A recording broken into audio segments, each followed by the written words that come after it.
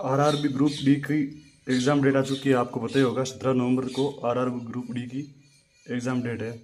तो मैं आपको आज बताऊंगा जिस तरह मैंने अपना सिलेबस कंप्लीट करके और बढ़िया तैयारी करके जैसे 2-3 एग्ज़ाम निकाले हैं, इसी तरह आप भी मेरे अकॉर्डिंग पढ़ करके अपने सिलेबस को कंप्लीट करके और अपनी मेरी रणनीति के अनुसार पढ़ करके 100% आप अपना मतलब पेपर निकाल सकते हो, डी ग्रुप का इजीली निकाल सकते हो।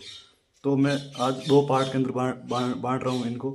मतलब एक पार्ट होगा कि जिन विद्यार्थियों ने सिलेबस कंप्लीट कर लिया, अब तक सिलेबस कंप्लीट कर चुके हैं, और कुछ स्टूडेंट्स ऐसे होंगे जिन्होंने अभी तक अपना सिलेबस कंप्लीट नहीं किया है और कैसे करके वो 17 तारीख तक सिलेबस कंप्लीट करके वो अपना मतलब एग्ज़ाम क्लियर करना ही चाहते हैं।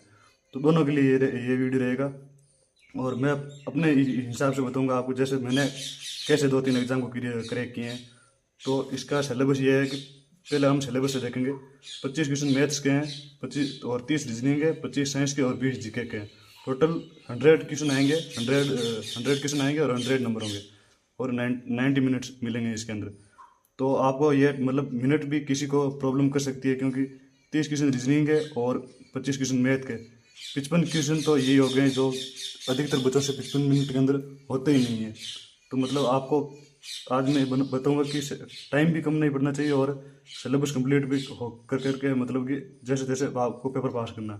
तो पहले वो देखो जिन्होंने सिलेबस कंप्लीट कर चुके हैं, अब तक सिलेबस कंप्लीट कर चुके हैं और उनका नंबर इंक्रीज नहीं हो रहा है, वो उनको रोज का एक टेस्ट तो डेली का लगाना ही है।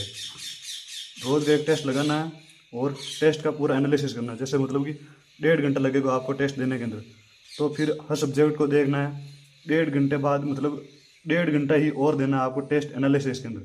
एनालिसिस करनी बहुत ज़रूरी है, क्योंकि एनालिसिस प्रत्येक सब्जेक्ट की करनी है। जैसे कि पहले आपको मैथ्स देखना है। मैथ्स के अंदर आपको जैसे किसी ने 15 क्वेश्चन सही किए, किसी ने 20 क्वेश्चन सही किए, कोई 25 में से 25 कर रहा है, लेकिन जिनके 15-20 क्वेश्चन हो रहे हैं ना, उनको जो क्वेश्चन गलत हो रहे हैं, चाहे 2 क्वेश्चन गलत हो, चाहे 10 क्वेश्चन गलत हो, कितना भी क्वेश्चन गलत हो, उनको एक अलग ऐसी डायरी बना लेनी है, उसके अंदर अलग अपने नोट्स बनाने हैं, उसके अंदर वो क्वेश्चन लिखना है, उनके आंसर लिखने हैं। और जब अगली बार टेस्ट दो तो कैसे करके वो क्वेश्चन वापस गलत नहीं होना चाहिए उस टॉपिक से। मतलब कि वो जैसे एक हर टॉपिक से 7-8 प्रकार होते हैं, हर की कौन से परसेंट देख लो, मतलब कोई सा भी टॉपिक उठा के देखो, हर टॉपिक के अंदर 10-12 वो होते ही रहते हैं, मतलब अलग अलग टाइप। उनमें से उस टाइप का वापस क्वेश्चन गलत नहीं होना चाहिए जिस क्वेश्चन का आप इस फर्स्ट टेस्ट के अंदर गलत हुआ है। तो हर हर टेस्ट के बाद एनालिसिस करनी है और क्वेश्चनों को वापस नोट्स करना है। रीजनिंग का भी यही तरीका है। रीजनिंग का भी क्वेश्चन जो भी क्वेश्चन गलत हो रहा है उसको पहले नोट डाउन करो किसी बुक के अंदर, और वापस अगले टेस्ट से पहले उसको वापस मतलब देखना है, और एकदम मतलब कि वो वापस क्वेश्चन गलत कभी भी नहीं होना चाहिए। मेरा तो रीजनिंग का यही तरीका है।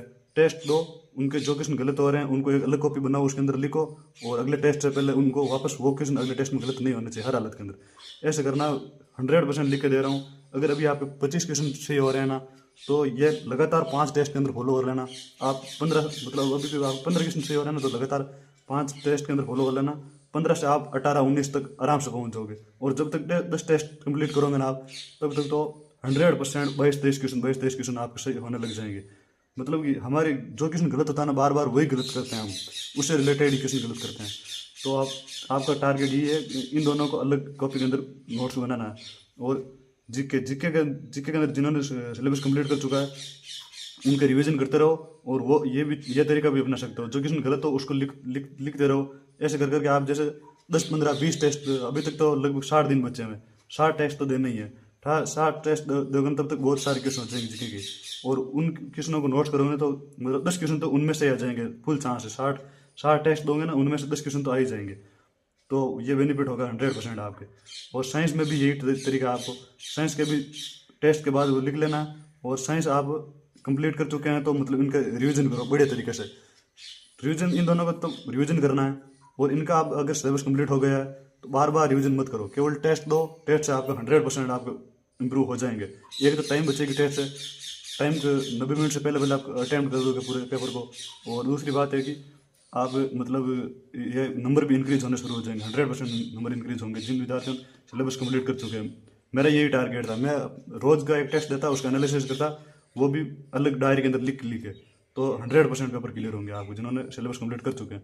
और जिन्होंने सिलेबस कंप्लीट नहीं किया है तो उनमें से मतलब जिन्होंने सिलेबस कंप्लीट नहीं किया, जिनके अभी तक ये 3 कर चुके हैं और मैथ बाकी है, तो उनको तो क्या करना है कि जैसे तैसे किसी भी मतलब कोई मैराथन लेकर के लगभग 60 घंटे की या 70 घंटे तक की कोई होनी चाहिए ऐसी मैराथन, या मतलब 60-70 घंटे के अंदर पूरी मैथ्स कंप्लीट कर चुके हैं, चाहे 1-1 घंटे के 1 क्लास हो कैसे करके 60-70 घंटे 80 घंटे तक ले लो आप, रोज के 2-3 घंटे 2-3 घंटे कंप्लीट करके ऐसे आप मैथ्स को कंप्लीट कर सकते हो, आराम से इजीली कंप्लीट कर सकते हो। और रीजनिंग तो आप 15-20 वीडियो के अंदर या एक मैराथन के अंदर आप कंप्लीट कर सकते हो, 10 घंटे के अंदर भी 10 घंटे में रीजनिंग कंप्लीट हो जाएगी आपकी।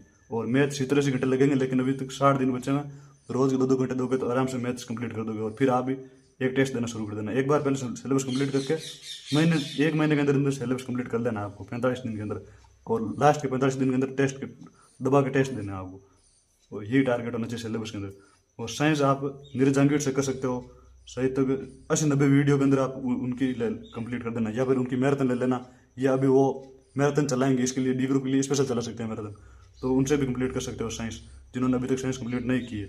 और जिसके आप लुसेंट से ट्राई करोगे तो मतलब पहली बार पढ़ रहे हो तो वो मुश्किल हो जाएगा आपके लिए, तो पहले किसी की मतलब मैराथन लेकर के फिर आप जिसके लुसेंट से पढ़ लेना, आराम से 10 क्वेश्चन सही कर दोगे। मतलब पहले आपको मैराथन लेनी है कोई 5-10 घंटे की, 10 घंटे की मैराथन बढ़िया, एक दिन पूरा दिन उसी को देखकर के जीके को मैराथन लेकर के और आराम से कंप्लीट कर दोगे जीके। ये टारगेट होना चाहिए आपको, जिन्होंने अभी तक सिलेबस कंप्लीट नहीं किया, कैसे करके 30 से 45 दिन के अंदर अंदर आपको ये कंप्लीट कर देना है आपको सिलेबस, वो भी 70-80 क्लास के अंदर मैथ कर देनी है, और 15-20 क्लास के अंदर रीजनिंग कंप्लीट कर देनी है, 1-1 घंटे की 20 क्लास के अंदर रीजनिंग आराम से कंप्लीट हो जाएगी। और साइंस है तो 70-80 क्लास साइंस की होगी, नीरज जांगीर से ले लेना, आराम से कंप्लीट कर दोगे आप, और शानदार पढ़ाते हैं नीरज जांगीर। और जीके है तो पहले कोई मैराथन लेकर के 10 घंटे की और वापस लुसेंट से पढ़ लेना, मतलब 30-45 दिन के अंदर आप आराम से सिलेबस कंप्लीट कर दोगे। और फिर आपको भी मॉक टेस्ट ही लगाना, यही रणनीति आपको 100% लिख के देता हूँ कि अभी 60 दिन है ना, आप 45 दिन के अंदर अंदर मतलब इसको शानदार तरीके से मजबूत कर करके और मॉक टेस्ट के अंदर बढ़िया स्कोर कर लोगे आप, मतलब 70-80 तो अभी आराम से ले जाओगे आप अगले 10-15 दिनों के अंदर। ये रणनीति फॉलो करेंगे जो अभी मैंने बताई, 70-80 नंबर आराम से कंप्लीट कर दोगे आप।